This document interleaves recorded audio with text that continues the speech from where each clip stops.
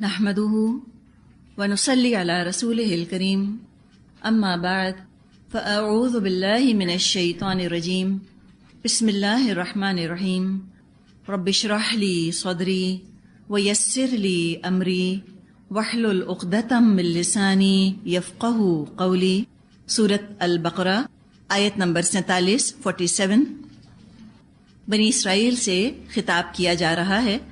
یا بنی اسرائیل اذکروا نعمتی التی انعمت علیکم وانی فضلتکم علی العالمین. اے بنی اسرائیل، یاد کرو میری اس نعمت کو جس سے میں نے تمہیں نوازا تھا، اور اس بات کو کہ میں نے تمہیں دنیا کی ساری قوموں پر فضیلت عطا کی تھی. نعمت کا ذکر کیا جا رہا ہے. نعمت کے بارے میں ہم پہلے بھی بات کر چکے، اب فضیلت کی ہم بات کرتے ہیں. بنی اسرائیل کو، یہودیوں کو، جیوز کو اللہ تعالیٰ نے فضیلت دی. کون کون سی فضیلتیں ان کو عطا فرمائیں، کون کون سی پریویلیجز ان کو دیں؟ نمبر 1، دوسری قوموں کی ہدایت اور رہنمائی کا عہدہ ان کو دیا. بہت امپورٹنٹ پوسٹ ان کو دی کہ گائیڈنس کا سامان کریں گے دوسروں کے لیے. تو یہ فضیلت ان کو دی گئی کہ لوگوں کی رہنمائی کریں گے.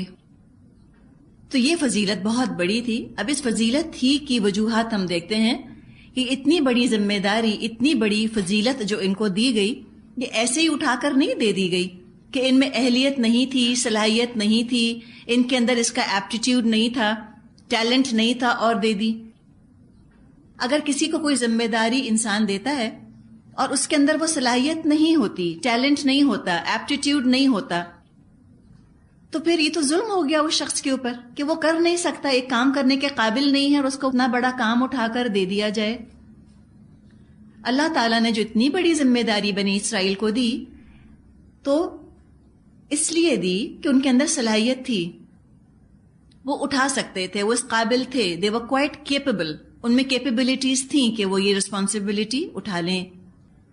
سورہ دخان آیت نمبر 32 میں 32 میں اللہ تعالیٰ نے ارشاد فرمایا ہے، وَلَقَدِ اخْتَرْنَاهُمْ عَلَىٰ عِلْمٍ عَلَى الْعَالَمِينَ، کہ ہم نے ان کو چنا اور اپنے علم کی بنا پر دنیا والوں کی رہنمائی کے لیے ان کو پسند کیا، ان کو سلیکٹ کیا، کہ ہم نے اپنے علم کی بنا پر ان کو دنیا والوں کی رہنمائی کے لیے چنا. اللہ کے علم میں یہ بات موجود تھی کہ یہ ذمہ داری ادا کرنے کی صلاحیت رکھتے ہیں. اللہ نے ان کو ایک اور فضیلت دی، وہ ذہانت تھی، انٹیلیجنس. پہلے بھی بہت ذہین تھے جیوز، آج بھی بہت ذہین ہیں. آج آپ دنیا کو دیکھیے، سائنس کا میدان دیکھ لیجئے. البرٹ آئنسٹائن جیو تھا. نظریات کو دیکھ لیں، جن آئیڈیالوجیز نے دنیا کو ڈومینیٹ کیا تھا اس لیے کہہ رہی ہوں کہ وہ تھیوریز، نظریات اب غلط ثابت ہو گئے، لیکن بہرحال ان کو پیش کرنے والے، پروپیگیٹ کرنے والے اکثر جیو تھے. مثال کے طور پہ کارل مارکس جیو تھا. آج آپ دیکھیں سارا میڈیا، ذرائع ابلاغ ان کے کنٹرول میں ہے. بڑے بڑے میگزینز، ان کی پبلیکیشن جیوز کر رہے ہیں. الیکٹرانک میڈیا کو دیکھ لیں یا پرنٹ میڈیا کی ہم نے بات کی، جرنلزم میں یہ بہت آگے ہیں. اور موویز وغیرہ کے میدان میں بھی اسٹیون اسپیلبرگ کا آپ نے نام سنا ہوگا، بڑی بڑی باکس آفس ہٹ انہوں نے فلمیں بنائی ہیں، وہ بھی جیو تھے. اکنامکس میں، فائنانس میں دیکھیں بہت آگے ہیں. سارا جو آج کا بینکنگ سسٹم ہے، انٹرسٹ بیسڈ بینکنگ سسٹم، یہ سب جیوز کا بنایا ہوا ہے. اس کے کرتا دھرتا یہی تھے. راثسچائلڈ کا شاید آپ نے نام سنا ہو، انہوں نے سب سے پہلے بینکس بنائے تھے. پوری دنیا کی اکانومی آج ان کی گرفت میں ہے. بڑے بڑے سپر پاورز جو آج کے ہیں، اور جو ملک اپنے آپ کو سول سپر پاور کہتا ہے، وہاں پر بڑے سینسٹیو، بڑے حساس، بڑے اہم امپورٹنٹ عہدوں پر نافذ ہیں، امپورٹنٹ پوسٹس پر ہیں. اب جو حکومت میں ہو اور جس کے پاس میڈیا ہو اور جس کے پاس فائنانس ہو، تو مجھے بتائیے پھر اور کیا چاہیے؟ وہ تو ہیں کنگ میکرز. تو یہ اللہ نے انعام کیا ہے ان کے اوپر، اللہ نے ان کو صلاحیت دی ہے. تھوڑے سے ہوتے ہیں لیکن جہاں جاتے ہیں اس معاشرے پر چھا جاتے ہیں جا کے. اللہ تعالیٰ نے ان کو انتظامی صلاحیتیں بھی دی ہیں، ایڈمنسٹریٹو نو ہاؤ ان کو دی ہے. یہ بڑی لمبی پلاننگ کرتے ہیں. ان کی پلانز جو ہوتے ہیں یہ 2 سال 3 سال 5 سال والے نہیں ہوتے، یہ اگلے 100 سال کی 200 سال کی پلاننگ کرتے ہیں. اسرائیل کے وجود میں آنے سے کتنے سال پہلے سے انہوں نے پلاننگ شروع کر دی تھی. اس کے لیے انہوں نے ہیومن ریسورس تیار کرنا شروع کر دیا تھا کہ جب ہمارا ملک بنے گا تو حکومت کو کون سنبھالے گا. تو انہوں نے اپنے لوگوں کی تربیت شروع کر دی تھی، پڑھائی شروع کر دی تھی اس کی بہت پہلے سے.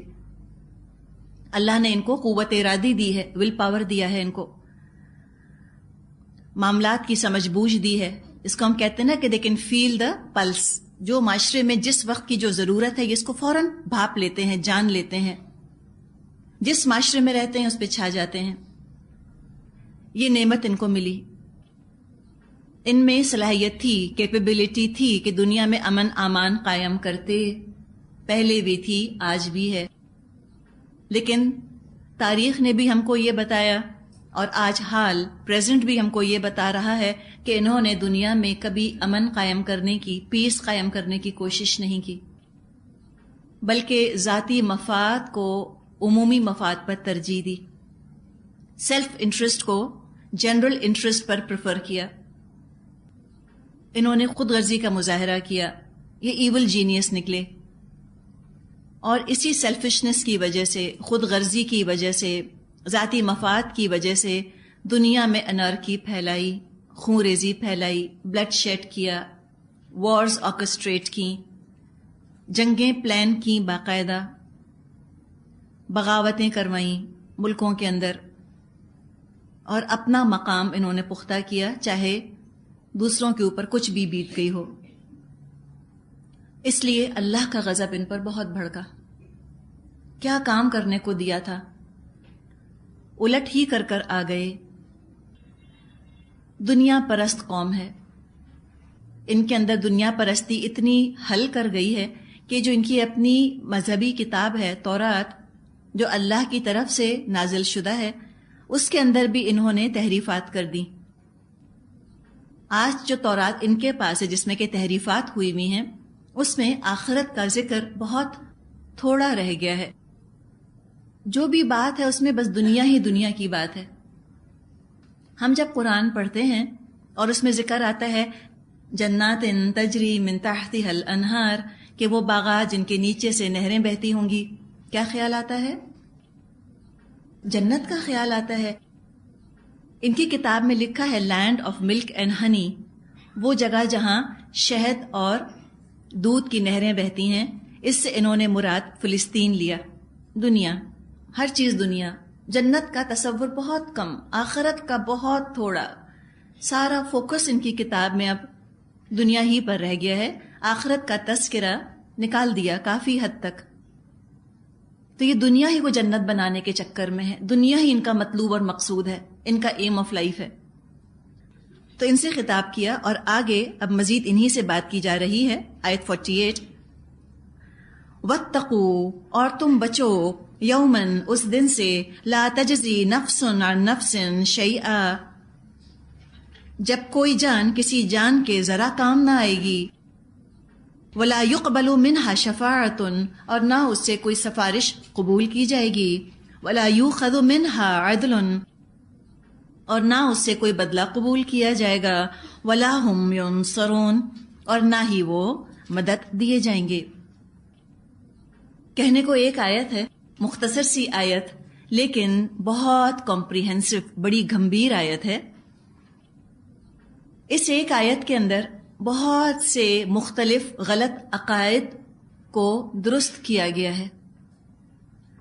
بنی اسرائیل ہی کے ریفرنس میں ہم بات کریں، بنی اسرائیل آخرت کو مانتے تھے. انہوں نے کبھی نہیں کہا کہ آخرت نہیں آئے گی، لیکن آخرت کو ماننے کے باوجود ان کا عمل درست نہیں ہو رہا تھا. کیا وجہ تھی؟ کیا ہو رہا تھا؟ آخرت کو ماننے کے باوجود صحیح عمل کیوں نہیں کر رہے تھے؟ ساری وجوہات یہاں آ گئی ہیں اس آیت میں. آخرت کے امپیکٹ کو، آخرت کے اثر کو جو زیرو کرنے والی باتیں ہیں، صفر کرنے والی باتیں ہیں، وہ سب اس ایک آیت میں جمع کر دی گئیں. یہ وہ غلط عقیدے ہیں جن کی وجہ سے آخرت کو مانتے ہوئے بھی گناہوں سے انسان نہیں بچتا۔ آخرت پر پکا یقین اور صحیح یقین بڑا امپورٹنٹ ہے۔ پکا یقین تو ہوتا ہے لوگوں کو، صحیح یقین نہیں ہوتا۔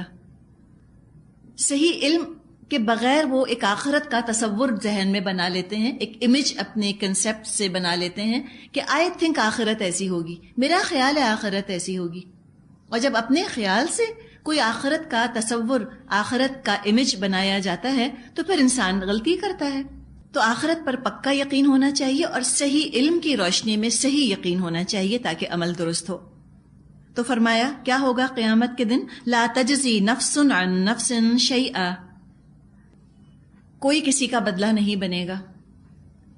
جس پر ذمہ داری ہے کوئی دوسرا اس ذمہ داری کو ادا نہیں کر سکے گا، کوئی کسی کی رسپانسبلٹی ایکسیپٹ نہیں کرے گا۔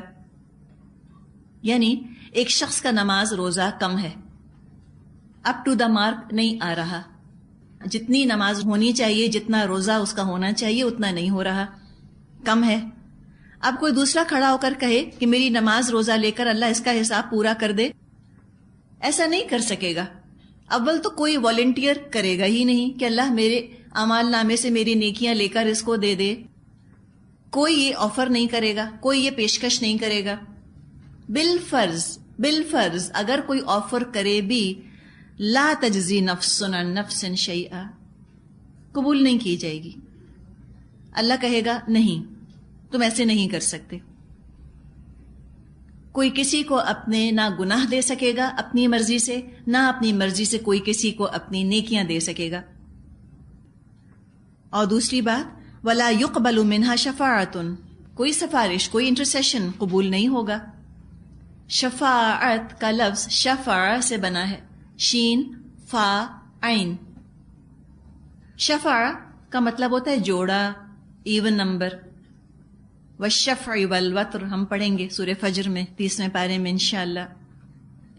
تو شفع ایون نمبرز کو کہا جاتا ہے، وتر آڈ نمبرز کو کہا جاتا ہے، 1 3 5 ایسے۔ تو شفاعت کا لفظ اسی سے بنا ہے، یعنی ایک شخص معافی کی درخواست کرتا ہے کہ مجھے معاف کر دیا جائے، اور دوسرا اس کو سیکنڈ کرتا ہے، اس کی سفارش کرتا ہے۔ تو ایک اور ایک مل کر 2 ہو گئے، اب یہ شفاعت ہو گئی۔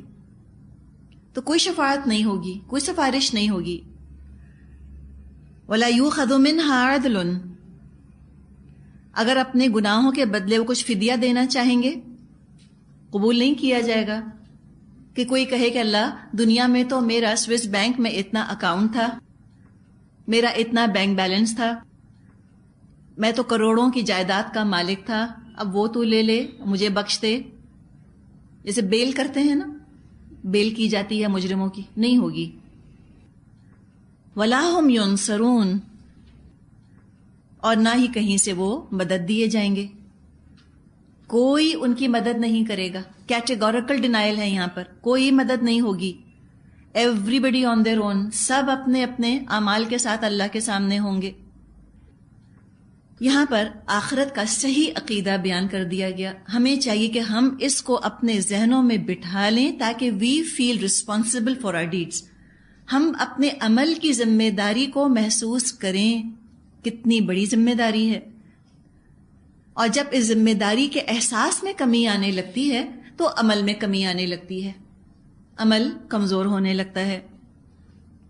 بنی اسرائیل کا عقیدہ یہ تھا کہ ہم تو بڑے بڑے عظیم انبیاء کی اولاد ہیں، بڑے بڑے اولیاء اللہ اور بزرگ کی ہم اولاد ہیں، تو ان بزرگوں کے، ان انبیاء کے، ان اولیاء اللہ کے صدقے ہم کو بخش دیا جائے گا۔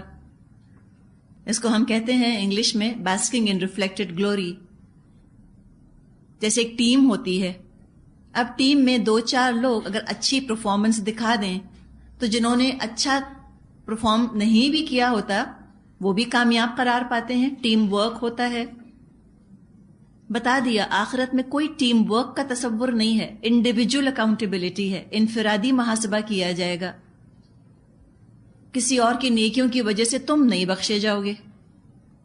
لیکن بنی اسرائیل نے یہی عقیدہ بنا لیا تھا کہ ہمارے خاندان میں اتنے اعلیٰ لوگ تھے، اتنی انہوں نے اعلیٰ نیکیاں کی، ہم کچھ بھی نہیں کریں تو کیا ہوا، ہم پھر بھی بخشے جائیں گے.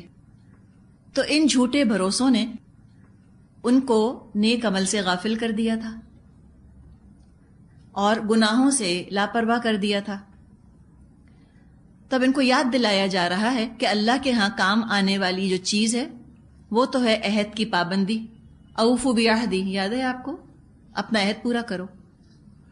تو اپنی عہد کی پابندی کرو اور اچھا عمل کرو.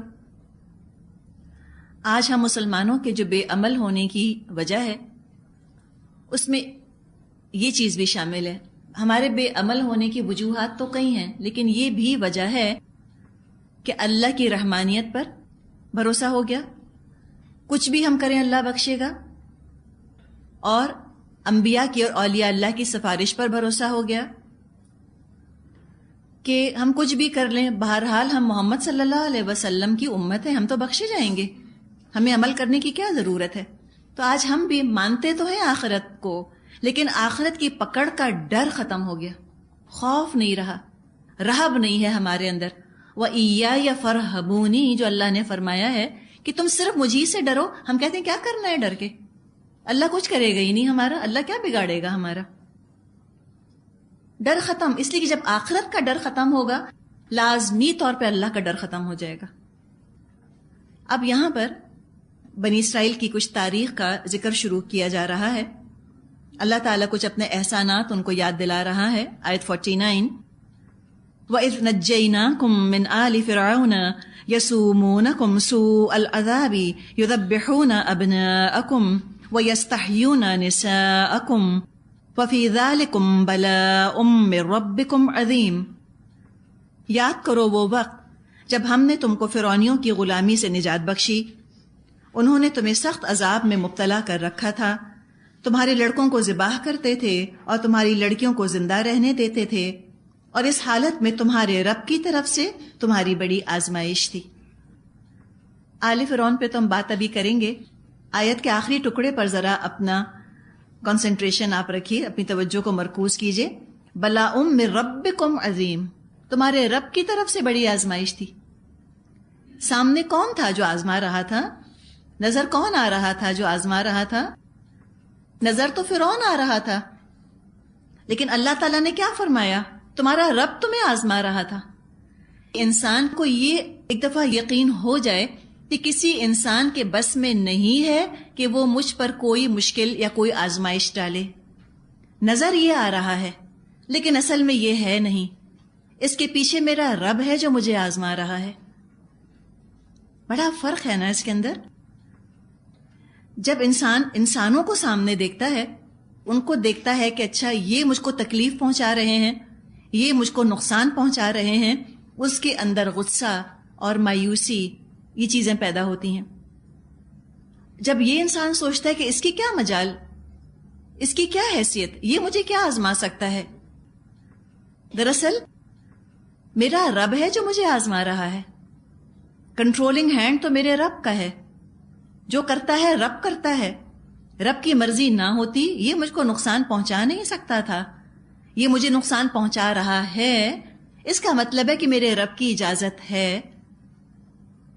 تو جب رب کی اجازت ہے اس کا مطلب ہے یہ نقصان مجھے نقصان لگ رہا ہے، یہ نقصان ہو نہیں سکتا، اس لیے کہ ہم نے تو رب کے بارے میں پڑھ لیا الرحمن الرحیم. وہ تو بہت مہربان ہے، نہایت رحم فرمانے والا ہے. تو یہ کیا ہے؟ یہ کوئی بلیسنگ ان ڈسگائز ہوگی، یہ کوئی نعمت ہوگی جو میں پہچان نہیں پا رہی. اس وقت مجھے نہیں لگ رہا کہ اس میں میرا فائدہ ہے، لیکن ضرور فائدہ ہوگا، ضرور ہی فائدہ ہوگا. تبھی میرے رب نے اس کو اجازت دی ہے کہ یہ مجھ کو نقصان پہنچا سکے. اگر ماں کی اجازت نہ ہو ڈاکٹر ٹیکا نہیں لگا سکتا ہے نا. ٹیکا کون لگا رہا ہے؟ ویکسین کون لگا رہا ہے؟ ڈاکٹر. لیکن اجازت کس کی ہے؟ ماں کی. آپ دیکھیں جب ڈاکٹرز انجیکشن لگاتے ہیں تو ماں اپنے بچوں کو گود میں لے لیتی ہیں ہے نا، پھر بہلاتی ہیں، پھر کچھ کرتی ہیں. تو بس جب کوئی آزمائش آپ پر آئے سامنے اس انسان کو مت دیکھیے تاکہ آپ کا تعلق اس سے بھی نہ بگڑے. اپنے رب کے قریب آ جائیے. ہم ماں کی طرح اپنے رب کی گود میں تو نہیں آ سکتے، لیکن ایک طرح سے اگر ہم تعلق اس سے مضبوط رکھیں تو آپ کو اللہ کی قربت کا احساس ہوگا، اللہ کی نیئرنس کا احساس ہوگا. کسی مشکل کے وقت اللہ کے قریب ہو جائیے، جو آزمائش ہے، پھر انشاءاللہ دیکھیے گا کہ وہ مشکل آپ کا کچھ بگاڑ نہیں سکے گی. تو یہ بڑی بات اللہ نے فرمائی ہے، من ربکم، تمہارے رب کی طرف سے وہ آزمائش تھی. سامنے دیکھنے میں تو فرعون اور آل فرعون نظر آ رہے تھے. آل کا مادہ الف واو لام ہے، مطلب ہوتا ہے رجوع کرنا، to turn to somebody for help, for support. انسان اپنے خاندان والوں کی طرف مدد کے لیے رجوع کرتا ہے، اس لیے ان کو آل کہا جاتا ہے. اہل و عیال ہم کہتے ہیں، آل کہتے ہیں. تو آل سے مراد ہوتی ہے قوم، سپورٹرز، مددگار. آل کا لفظ صرف اولاد کے لیے نہیں آتا. اولاد ہے مددگار نہیں ہے تو وہ آل نہیں کہلائے گی. ہم خیال اگر نہیں ہے تو وہ آل نہیں کہلائے گی. ہم خیال ہونا ضروری ہے. Same mentality, same way of thinking, same ambitions, same aspirations, ایک ہی کامن ایم آف لائف ہو زندگی کا، کامن گول ہو زندگی کا، مشترکہ مقصد جن کا ہوتا ہے، مشترکہ سوچ جن کی ہوتی ہے، ان کو آل کہا جاتا ہے. آل فرعون. ہم دعا کرتے ہیں نا، آل ابراہیم وعلی آل ابراہیم، یہ وہ آل وہ ہے. تو آل سے مراد حمایتی، مددگار، ہم خیال، فالوورز، سپورٹرز، یہ مطلب ہے. تو آل میں فرعون کے سردار، فرعون کا لشکر سب شامل ہیں. فرعون مصر کے بادشاہوں کا ٹائٹل تھا، لقب تھا. فرعون کسی کا ذاتی نام نہیں تھا. جس طرح آج پریزیڈنٹ یا پرائم منسٹر کسی کا نام تو نہیں ہے، ایک عہدہ ہے، ایک پوسٹ ہے. پھر الگ الگ نام کے پریزیڈنٹس، الگ الگ نام کے پرائم منسٹرز آتے رہتے ہیں. بالکل اسی طرح فرعون ایک ٹائٹل تھا اور مختلف ناموں کے فرعون آتے رہے، ڈفرنٹ فیروز آتے رہے. فرعون کا لفظ را سے بنا ہے، را اور عین. را سورج کو کہتے ہیں، سن کو. انگلش میں ہم لفظ رے استعمال کرتے ہیں نا، سن رے، یہ اسی سے ملتا جلتا ہے، اس لیے کہ ریز کا، کرنوں کا تعلق سورج سے رہتا ہے. تو فرعون کا مطلب کہ وہ شخص جس کا تعلق سورج دیوتا سے ہے. یہ سورج کے پجاری تھے، خود کو سورج دیوتا کی طرف منسوب کیا کرتے تھے. موسیٰ علیہ السلام کے زمانے میں 2 فرعون کا ہمیں ذکر ملتا ہے، رمسس 2 اور مرمٹا. انشاءاللہ ہم اللہ نے چاہا ہم پریزنٹیشن دیکھیں گے، اس میں آپ کو مزید کلیئر ہو جائے گا. فرعون نے بنی اسرائیل کو غلام بنایا ہوا تھا. یہ جو ڈائنیسٹی تھی جس کا کہ نام فرعون تھا، انہوں نے بنی اسرائیل کو غلام بنایا ہوا تھا. یسومونکم، وہ تم پر ڈالتے تھے. ساما یسومو کا مطلب ہوتا ہے بوجھ ڈالنا، پریشرائز کرنا. جانور کو چرانے کے لیے بھی یہ لفظ آتا ہے، جو پیسچرز میں لے کر جاتے ہیں جانور کو تاکہ وہ گریز کر لے، اس کے لیے بھی یہ لفظ آتا ہے، ساما یسومو. اب وہ کیا کرتے تھے؟ بنی اسرائیل کے لڑکوں کو قتل کر دیا کرتے تھے. مورخوں نے، ہسٹورینز نے مختلف وجوہات، مختلف ریزنز بتائے ہیں کہ فرعون بنی اسرائیل کے لڑکوں کو کیوں قتل کرتے تھے. کچھ کا کہنا ہے کہ ان کو ڈر تھا کہ کہیں بنی اسرائیل کی آبادی اتنی نہ بڑھ جائے کہ آل فرعون سے تعداد میں وہ زیادہ ہو جائیں اور پھر وہ آل فرعون کو دبا لیں اور ان پر قابو پا لیں.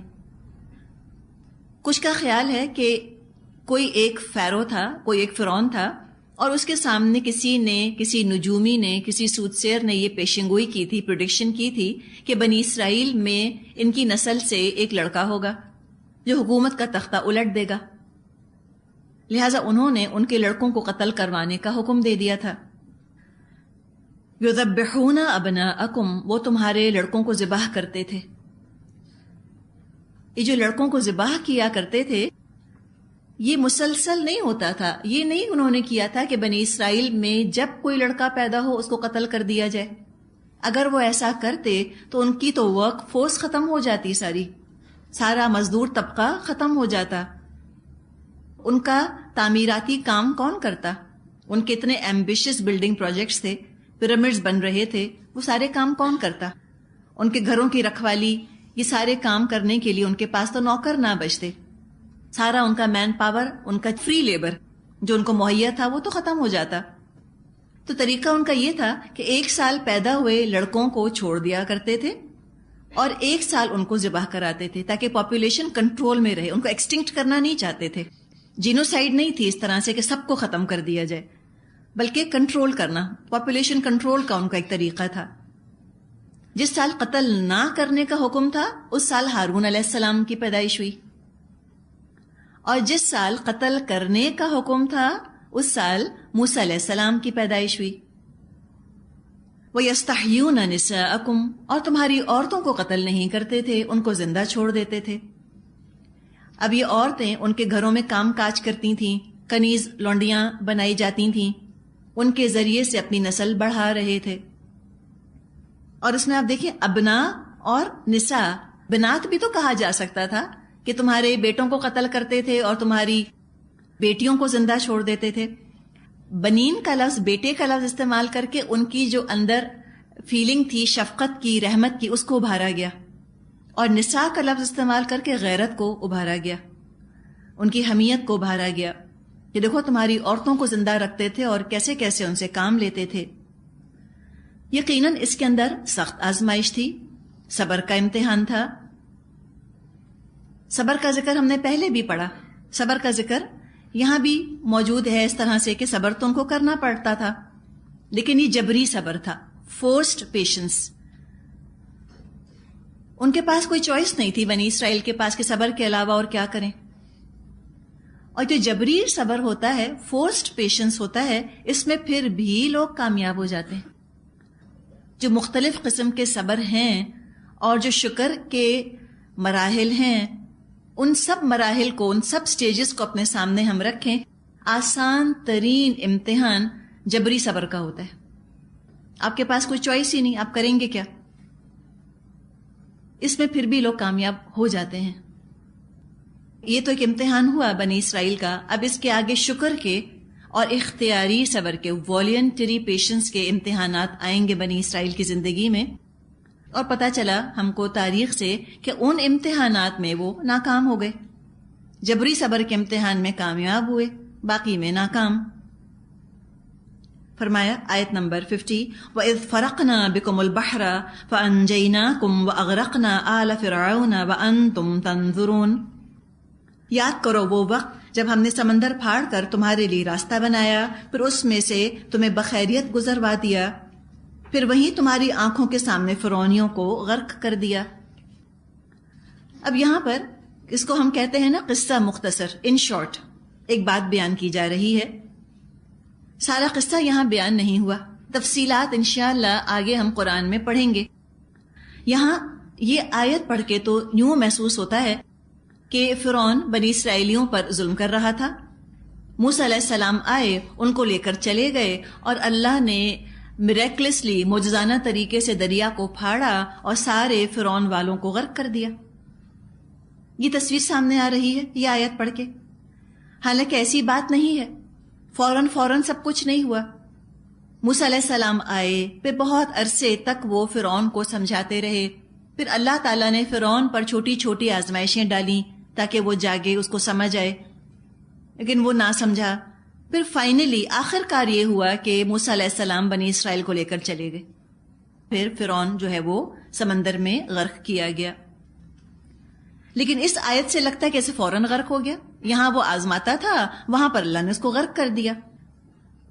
تو جو نتیجہ ہم نکالنا چاہ رہے ہیں، جو انفرنس ہم ڈرا کرنا چاہ رہے ہیں، وہ یہ ہے کہ قرآن کی کسی آیت کو سمجھنے کے لیے اس موضوع پر، اس ٹاپک پر ساری آیات جمع کر لینی ضروری ہے، اور پھر نتیجہ نکالیں تو انشاءاللہ صحیح نتیجہ نکلے گا. قرآن میں ایک مضمون کئی جگہ بیان ہوا ہے، کہیں کسی بات کا ایک پہلو بیان ہوا، کہیں کسی بات کا دوسرا پہلو بیان ہوا. تو تمام ایسپیکٹس کو کلیکٹ کر لینا ہوتا ہے تاکہ صحیح بات سامنے آ جائے.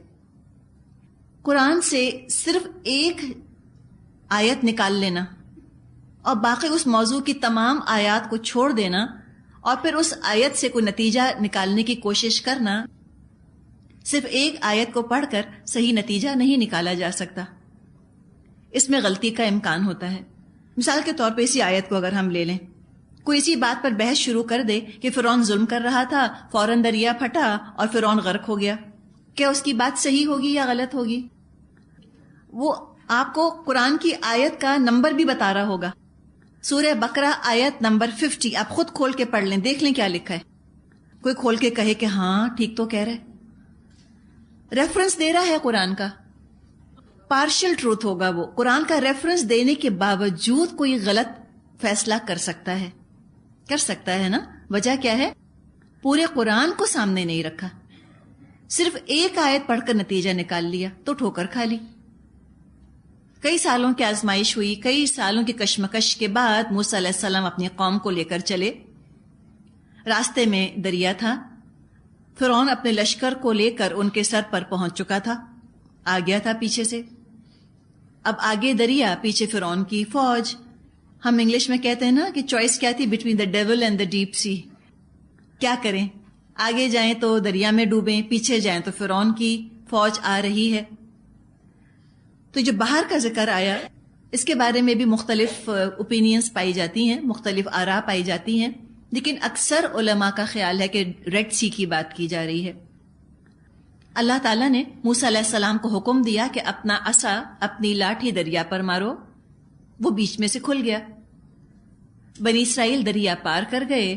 فرعون نے جب پیچھا کیا تو وہ ان کی آنکھوں کے سامنے ڈوب گیا، اور یہ منظر اللہ تعالیٰ نے دکھایا تاکہ ان کو تسکین ہو جائے کہ دیکھو ظالم سے اس کے ظلم کا حساب لے لیا گیا، بدلہ لے لیا گیا۔